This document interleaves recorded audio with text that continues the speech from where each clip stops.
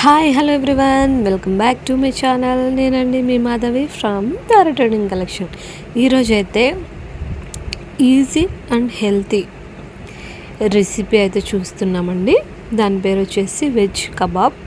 So దీనికోసం ప్రాసెస్లోకి వెళ్ళిపోతే చిన్నగా తరిగిన ఆనియన్స్ ముక్కలు అండ్ తురుము పట్టిన క్యాబేజీ అండ్ తురుము పట్టిన క్యారెట్, ఇంకా మన దగ్గర ఏవైనా వెజిటేబుల్స్ ఉంటే లైక్ క్యాప్సికమ్, స్వీట్ కార్న్స్, ఏవైనా బీట్రూట్ తురుము కూడా యాడ్ చేసుకోవచ్చు. సో నా దగ్గర ఇవే అవైలబుల్ ఉండడం వల్ల నేను ఆనియన్స్ అండ్ క్యారెట్, క్యాబేజీ తురుము మాత్రమే యాడ్ చేసుకున్నాను. ముందుగా అయితే ఒక కడాయి ముట్టించుకొని అందులోకి 2 టేబుల్ స్పూన్ నూనెను యాడ్ చేసి అందులోకి మనం చిన్నగా తురుము పట్టుకున్నాం కదా అండ్ కట్ చేసుకున్నాం కదా, ఆ ముక్కల్ని ఒక్కొక్కటిగా యాడ్ చేసుకుంటూ జస్ట్ పచ్చి వాసన పోయేంత వరకు మాత్రమే ఇలా వేడి చేసుకోండి. అండ్ ప్రాసెస్ అయితే ఏమీ అంత హెవీగా ఉండదండి. మనం చిన్నగా కట్ చేసుకోవడం ఒకటే ఎక్కువ టైం పడుతుంది. అండ్ మన దగ్గర చాపర్ ఉన్నట్లయితే ఈజీగా కూడా అవుతుంది. సో అండ్ నెక్స్ట్ వచ్చేసి పొటాటో ఉంది కదా, పొటాటోను నేను ఆల్రెడీ కుక్ చేసి పెట్టుకున్నాను అండ్ స్మాష్ కూడా చేసుకున్నాను.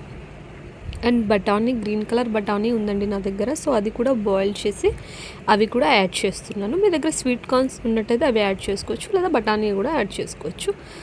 సో నేనైతే బఠానీ యాడ్ చేసుకున్నాను అండ్ బాయిల్ చేసిన పొటాటోని యాడ్ చేసుకున్నాను. అండ్ శనగపిండి ఉంటుంది కదా, అది 2 స్పూన్లు అంటే మన దగ్గర ఉన్న క్వాంటిటీని బట్టి అంతా మనం తీసుకోవాలి. శనగపిండిని తీసుకోవాలి. నేనైతే ఒక జస్ట్ 2 టేబుల్ స్పూన్స్ని అయితే యాడ్ చేశాను. అది కూడా వేడి చేసి యాడ్ చేసుకున్నాను అనమాట. సో అందులోకి ఉప్పు, కారము అండ్ గరం మసాలా, చాట్ మసాలా, మిరియాల పొడి మన దగ్గర ఏవి ఉంటే అవి యాడ్ చేసేసుకోవచ్చు. అండ్ ఫైనల్గా అయితే నిమ్మకాయ ఉంది కదా, దాన్ని నేను ఒక రౌండ్ తిప్పేసుకున్నాను జస్ట్ కొంచెం అలా. లాస్ట్కి అయితే కార్న్ఫ్లోర్ని అయితే 2 టేబుల్ స్పూన్ యాడ్ చేయడం వల్ల మనం ఆయిల్లో కుక్ చేయడం వల్ల అవి విడిపోవు అనమాట. సో డఫ్ అంతా ప్రిపేర్ చేసుకున్న తర్వాత కార్న్ఫ్లోర్ని ఒక 2 టేబుల్ స్పూన్ యాడ్ చేసి మొత్తంగా కలిపేసేయండి.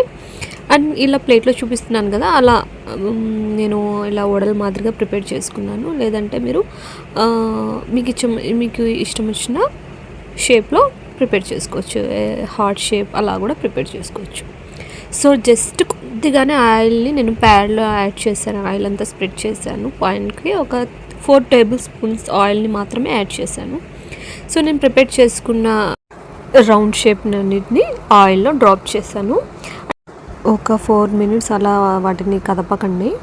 తర్వాత వాటిని బ్యాక్ సైడ్ కూడా టర్న్ చేయండి.